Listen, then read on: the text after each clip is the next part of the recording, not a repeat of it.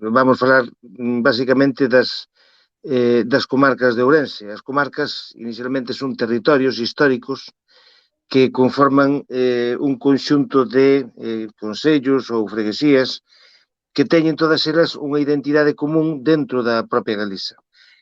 Sendo todas galegas, falando todas a mesma lingua, tendo basicamente os mesmos costumes, sendo unha unidade básica xunto co resto das comarcas que conforman a Galiza, todas elas ten algún elemento particular, algún elemento diferenciador, algún costume particular que os identifica, non?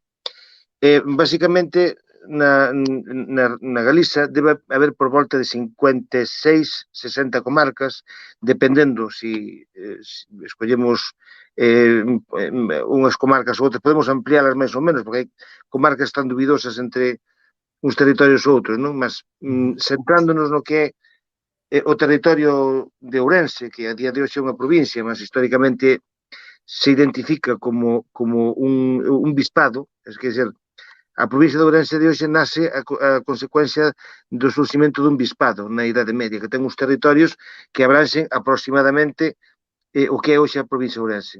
Digo aproximadamente porque a parte oriental non pertence eclesiásticamente a Ourense, pertence a Astorga, xa en... E iso tamén dá a idea de que León facía parte daquela galaxia histórica, non? Mas se nos atemos ás comarcas actuais, as oficiais, basicamente son 12. Son 12 comarcas. Esas 12 comarcas están nomeadas dunha forma determinada, nomeadas basicamente co nome da súa capital. Mas esas comarcas teñen un nome histórico. Entón, nós vamos nomear ambas nomenclaturas.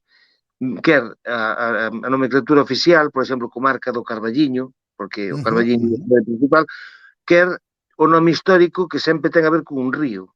O río, neste caso, o Carballiño é comarca do Arenteiro, porque é un río que se chama Arenteiro, que é o que atravesa a comarca esta en questón, desde o noreste até o suroeste, conflúe co río Avia. É un afluente do río Avia, que por súa vez é un afluente do río Miño.